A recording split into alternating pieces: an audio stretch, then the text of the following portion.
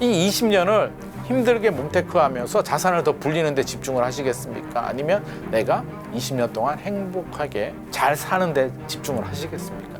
집이라는 건 내 가족, 나의 노후, 내 자녀를 위해서 안정적인 환경. 그래서 저는 적어도 1주택은 보험이다. 주택수를 늘리는 전략은 이 시니어 나이 때는 맞지 않다는 말씀 드리고 싶습니다.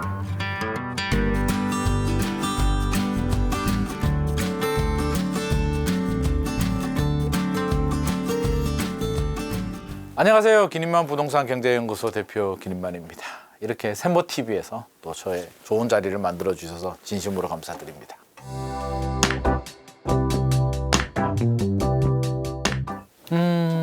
두 가지가 있을 것 같습니다. 일단 나의 노후, 내가 몇 살까지 100세 시대라고 하는데 정말 100세 시대까지 갈지 안 갈지 모르니까 고정 수익은 줄어드는데 내 부동산 자산을 어느 정도 수준까지 유지를 해야 될까? 수익형 부동산으로 바꿔야 될까? 주택연금으로 가입을 해야 될까? 뭐 여러 가지 전략에 대해서 굉장히 많은 고민이 있는 것 같고요. 두 번째는 자녀 문제인 것 같습니다. 내가 팔아서 뭐 어떤 수익을 취하는 건 내 인생에서는 도움이 되겠으나 내 자녀를 위해서라면 뭔가 증여나 나중에 상속을 고민해야 되는데 증여나 상속을 고민하게 되면 나의 노후 준비가 또 부족할 수도 있기 때문에 자녀의 인생과 나의 노후 준비에서 상충되는 부분에 대해서 많은 고민을 하고 있는 것 같습니다.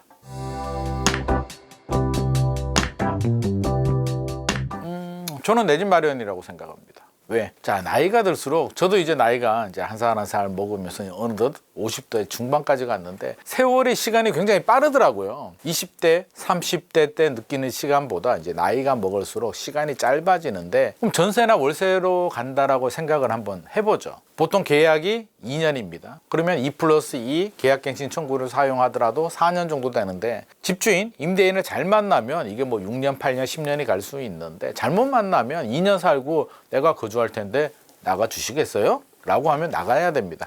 2년이 굉장히 짧아요. 계약하고 한 6개월 지나면 내년 계약 어떻게 하지라는 걱정이 되는데 우리 노후 준비라는 건 노후 생활이라는 건 저는 마음이 가장 중요하다고 생각합니다. 내 마음이 스트레스 받지 않고 평온한 상태에서 일상을 즐겨야만 내가 정신 건강에도 좋고 또 몸 건강에도 좋은데 나이 들어서 힘들어도 죽겠는데 에너지도 떨어지는데 또 안정적인 주거 환경이 굉장히 중요하잖아요. 젊을 때는 활동 반경이 상당히 넓습니다. 그래서 뭐 친구들도 만나러 가고 쇼핑도 가고 여행도 가고 일하러도 가고 막 하다가 이제 나이가 시니어가 되고 은퇴가 되고 하면 점점 활동 반경이 줄어들면서 내 집에 대한 중요성, 가치가 훨씬 더 중요해져요. 내 집, 내 주변의 친구, 익숙한 환경이 중요한데 계약 기간이 끝나서 이사 나가야 되면 또 어느 집을 구해야 되고 이사 계약을 해야 되고 또 생각만 해도 이삿짐이 다 해준다고 해도 저도 젊을 때 이사 많이 다녔거든요. 요즘 저희 와이프 그럽니다. 이제 이사 못 다니겠어. 엄두가 안 나라고 하는데 저도 벌써부터 엄두가 안 나는데 60대 70대로 가게 되면 사실상 이사를 다니고 주거 환경을 바꾸는 건 엄청난 큰 도전이 필요한데 굳이 우리 인생을 살면서 그렇게까지 주거 환경 때문에 도전을 할 필요는 없을 것 같습니다. 그래서 저는 적어도 1주택은 보험이다. 우리가 자동차 운전을 할 때 보험 가입을 하잖아요. 나는 20년 무사고야. 그래도 보험을 가입하는 이유는 뭐가 있을까요? 언제 무슨 일이 생길지 모르니까 보험을 가입하듯이 집이라는 건 내 가족, 나의 노후, 내 자녀를 위해서 안정적인 환경, 그리고 인플레이션 방어, 화폐 가치가 떨어지기 때문에 기본적으로 수요가 뒷받침되는 곳들은 인플레이션 방어, 그러니까 집값이 물가 상승률 정도는 올라갑니다. 그러니까 인플레이션 방어 용도로도 저는 내 집 마련은 필수다. 그래서 이거는 고민의 문제가 아니라 그냥 내 집 마련은 해야 되고요. 혹시라도 내 노후를 위해서 뭐 내가 집을 팔고 전세를 가고 또는 월세를 가고 남는 돈으로 노후 자금을 쓰겠다. 생각보다 스트레스가 막 어마어마할 겁니다. 왜 어마어마하냐면 생각을 해보세요. 집이 있던 사람이 집이 없어졌습니다. 주거에 대한 불안정, 불확실성이 있는데 팔았는 돈이 예를 들어서 한 5억이 들어왔어요. 쓰다 보니까 4억 5천, 4억 줄어드는 거에 대한 공포가 있거든요. 내가 몇 살까지 살지도 모르겠는데 그래서 절대 집 있는 분이 내 노후를 위해서 하나 있는 집을 팔고 전세나 월세 가는 거는 저는 반대합니다. 대출 한도가 줄어들었는데 우리 대출 규제는 이제 규제 지역입니다. 강남 3구, 용산구가 이제 해당이 되는데 대출 규제는 두 종류가 있습니다. LTV라는 규제가 있고 DSR이라는 규제가 있는데 LTV는 집값 대비 몇 % 대출이 나오느냐가 LTV입니다. 집값이 10억인데 LTV가 50%면 5억까지 대출이 나오고요. 40%는 4억까지 대출이 나옵니다. DSR은 내 소득과 연계가 되는 거예요. 집값이 높은 건 알겠는데 네가 원금과 이자 상환 능력이 있어? 저 돈 없는데요. 야, 그러면 집을 담보로 대출을 해줬는데 너가 돈 갚을 능력이 안 되면 집값이 떨어지게 되면 큰일 나는 거 아니야? 부실 채권이 되기 때문에 이제 DSR 가계부채 관리를 위해서 적용이 됩니다. 그러면 LTV가 50에서 40%로 줄어들었다는 얘기는 집값 대비 규제 지역에 50%까지 대출해 주던 한도를 40%로 줄어들었는데 줄어들더라도 우리 시니어들은 고정 수익이 많지 않습니다. 그러니까 우리가 보통 직장 생활을 하게 되면 40대 때 중후반에 가장 높은 연봉을 유지하게 되고요. 50대 이후로 멈추다가 은퇴 이후로 급격하게 고정 수익이 줄어듭니다. 나머지 연금 소득과 내가 또 어떤 다른 세컨드 잡을 가지더라도 우리 인생의 제2서막에서 하는 일하고 전성기 때 하는 일하고 연봉이 다르잖아요.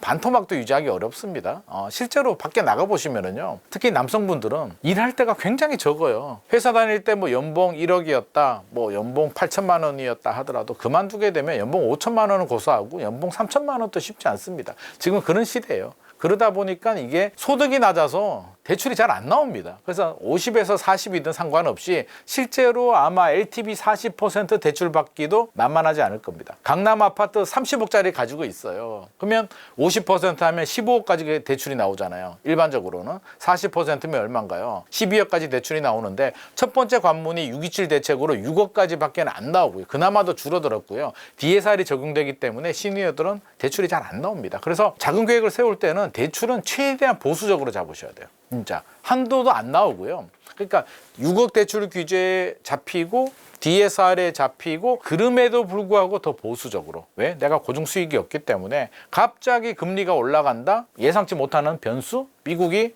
금리를 올렸어요. 우리가 모르잖아요. 2026년에 금리가 올라갈 수도 있습니다. 물론 내려갈 가능성이 높습니다만 만약에 올라가게 되면 한국은행도 기준금리를 올리게 되고 내가 고정수익은 제한 중인데 대출을 받았다가 예를 들어서 원금과 이자를 150만 원 내다가 갑자기 300만 원 내라고 하면 노후 생활에서 무슨 일을 해서 어떻게 마련해야 될까요? 힘들죠. 그래서 나이가 들수록 우리가 시니어가 될수록 은퇴가 될수록 인생 제2막이 될수록 저는 대출은 최대한 줄여주는 게 좋겠다. 자금 계획에서 어떻게든 보수적으로 준비하는 것이 최선의 방법인 것 같습니다.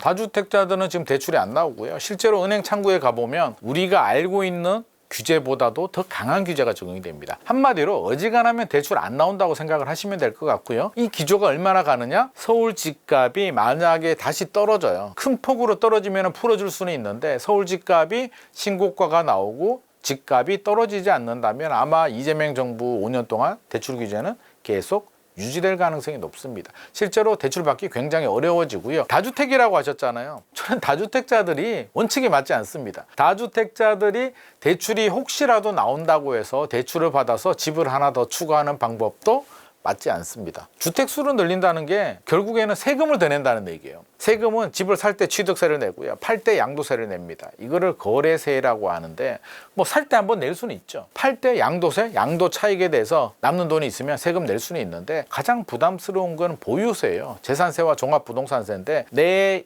인당 과세니까 내 인별로 3주택인데 4주택이 되면 보유세를 더 내야 되거든요. 안 그래도 고정 수익이 없는데 보유세를 더 내면서까지 굳이 내 인생에서 더 몇 억을 더 벌기 위해서 그런 투자는 하지 마십시오. 왜? 재산세, 보유세, 그러니까 종부세죠. 재산세, 종부세 합해서 보유세를 내는데 올랐어요. 올라도 팔 때 또 양도세도 냅니다. 그러니까 실제로 주택수를 늘리지는 말자. 주택수 늘리는 전략은 40대까지 유효하고요. 50대 정도 되게 되면 주택수를 멈추거나 오히려 수익형 부동산으로 좀 바꿔야 됩니다. 내가 사는 집 하나를 남겨두고요. 그렇죠? 왜? 살아야 되니까. 내가 죽을 때까지 집 하나는 있어야 되니까. 거주의 안정은 해야 되니까. 그리고 투자 목적으로 예를 들자면 뭐 서울에 내가 돈이 좀 있다면 뭐 재건축 아파트라든지 투자 가치가 있는 집 하나 정도까지는 괜찮습니다. 근데 나머지 집에 대해서는 이제 관리 포인트가 늘어나고 세금이 늘어나기 때문에 정리를 하고 차라리 월세가 나오는 안정적인 수익형 부동산을 투자를 하든 아니면 황금성이 좋은 금융상품에 투자를 하든 언제든지 현금 흐름이 굉장히 중요해요. 젊을 때는 몸테크라는 걸 할 수 있잖아요. 예를 들어서 아파트를 한 두 채, 세 채를 샀어요. 가치가 올라가. 나는 지금 당장 현금이 없어도 가격이 올라가니까 기쁜 마음으로 월급 받아가지고 어떻게든 버티면서 뭐 어떻게 하는데 나이가 들면은요 솔직히 우리가 한번 생각해 볼까요? 평균 수명이 뭐 85세, 90세라고 하더라도 일반적으로 저희 부모님 보니까 한 75세 이상이 되니까 기력이 많이 떨어지시더라고요. 활동 반경이 줄어들어요. 그래서 뭐 먹고 싶은 것도 별로 없고요. 뭐 그래요. 실제로 돈 쓸 일이 아주 많지는 않습니다. 돈이 큰 의미가 없고 건강이 더 중요하거든요. 그러면 생각을 해보자고요. 75세라고 생각해 본다면 지금 나이가 내가 55세라고 쳐요. 20년 남았습니다. 이 20년을 힘들게 몸테크하면서 자산을 더 불리는 데 집중을 하시겠습니까? 아니면 내가 20년 동안 행복하게 잘 사는 데 집중을 하시겠습니까? 행복하게 잘 살기 위해서는 집도 있어야 되겠고요. 그래도 투자도 해야 되겠고 현금 흐름도 중요하지만 주택수를 늘리는 전략은 이 시니어 나이 때는 맞지 않다는 말씀 드리고 싶습니다. 토지거래가가 뭐냐면 원래는 이제 신도시 개발할 때 땅 투기하지 말라고 이 땅을 너가 왜 사니 개발하는데 저 농사 지으려고요. 농사 짓는 거 맞아? 그럼 실제로 농사 지어 라고 하는 게 토지거래 허가입니다. 실제로 사용하는 사람만 허가를 받는 규제인데 이걸 이제 아파트에도 적용을 합니다. 집값이 올라가다 보니까 실제 입주해서 거주하는 사람만 집을 살 수 있게 해주는 게 토지거래 허가 구역입니다. 지금 강남 3구, 용산구 아파트에 적용이 되고요. 재개발 지역들의 빌라 같은 또는 건물에도 일부 적용이 됩니다. 그러면 실소유자 아니면 이제 허가가 안 나오니까 집을 살 수 없다는 얘기인데 앞서서도 제가 말씀드렸듯이 우리 시니어들 같은 경우는 대부분 실소유자들이 많고요. 내가 하나 더 사고 싶어 라고 한다면 이제 몸테크를 해야 되는데 생각해 보게 되면 강남 3구, 용산구에 물론 내가 비수도권이나 지방에 또는 뭐 서울에서도 외곽 지역에 살다가 돈이 있어서 똘똘한 지역에 한 채 사서 거주하고 싶어라고 하면 거주하셔도 됩니다. 그러니까 집 하나 사는 건 해도 되는데 투자 목적이라면 이게 주거를 또 옮겨서 실제 거주를 해야 되고 입증해야 되고 여러 가지 복잡하거든요. 그래서 이렇게 토지거래가 구역에 무리한 투자를 하는 것은 바람직하지 않은데 또 생각해야 될 건 세입자를 구하기도 어렵다는 거예요. 내가 집을 샀는데 강남 3구, 용산구 규제 지역에 예전에는 전세 끼고 살 수 있었잖아요. 세입자한테. 지금 이제 그게 막혔습니다. 왜? 실제 입주를 해야 되기 때문에 전세 끼고 사는 게 완전히 원천 봉쇄가 됐다. 그리고 최근에 발표된 97 대책을 보게 되면 내가 집을 하나 있어요. 살고 있는데 이제 내가 큰 집이 필요 없어. 애들도 다 컸어요. 전세를 주고 나는 또 다른 집에 외곽으로 이사 갈 수 있잖아요. 이사 갈 때 이제 전세로 갈 수도 있죠. 내 집은 전세 주고 나는 외곽에 저렴하게 전세를 갈 때 전세 대출이 또 2억밖에 안 나옵니다. 그러니까 이제 굉장히 좀 번거로워지고 있어요. 이재명 정부의 정책, 규제 정책의 핵심은 금융입니다. 대출 규제이기 때문에 이제 대출 받기는 굉장히 힘들어졌다. 한마디로 정책 방향을 설명하자면 실제 거주하는 사람 아니면 집을 사지 마라, 투기하지 마라라는 의미이고요. 대출도 실제 거주하는 사람 아니면 하지 마라라는 의미니까 우리는 이런 정책 기조를 제대로 읽고 거스르면 안 되겠죠. 인생이 굉장히 피곤하기 때문에 정책 방향이 그렇다면 실제 거주를 해야 되겠구나. 대출이 많이 안 나오겠구나에 염두를 두고 주거 안정에 좀 초점을 맞추는 게 좋을 것 같습니다. 금리와 집값은 반비례 관계죠. 금리가 내려가게 되면 이제 집값이 올라가고 금리가 올라가면 집값이 내려가는 게 이제 원칙인데 이게 수학 공식은 아니에요. 그래서 금리가 내리면 무조건 집값이 탁 올라가고 금리가 올라가면 집값이 딱 내려가고 이렇게 딱딱딱딱 맞아 떨어지진 않는데 일반적으로 이제 그럴 확률이 높다. 우리 집값을 결정하는 요인은 이제 금리도 중요한 요인이 되고요. 부동산 정책도 중요하고요. 또 경제 정책, 경제 상황, 또 집값이 고평가냐 저평가냐 뭐 여러 가지 요인들이 이제 영향을 주기 때문에 복합적으로 좀 결정을 해야 될 문제인데 금리도 그 중에 하나다. 이렇게 이해를 좀 하시면 좋을 것 같고요. 한국은행 총재께서 이런 말씀을 하신 이유는 금리가 부동산하고만 관계가 있는 건 아니잖아요. 지금 우리 경제 상황, 내수 경기, 경제 성장률, 수출, 투자 모든 게 대한민국이 정말 어렵습니다. 어떻게 보면 이제 저성장, 장기 침체에 진입을 했다라고 해도 과언이 아니에요. 그래서 우리가 경제가 어떻게 보면 일본처럼 장기 침체에 들어갈 수도 있겠구나를 우리가 좀 생각을 해야 될 것 같고요.